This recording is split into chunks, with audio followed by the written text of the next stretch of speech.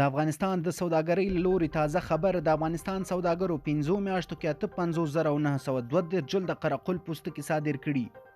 دوستانو په دې هیله چې روغ جوړ به یې ویډیو را سره تر پایه وګورئ. افغانستان سوداګرو 5 میاشتو کې 58,902 جلد قره قل پوستکي بهر ته صادر کړي.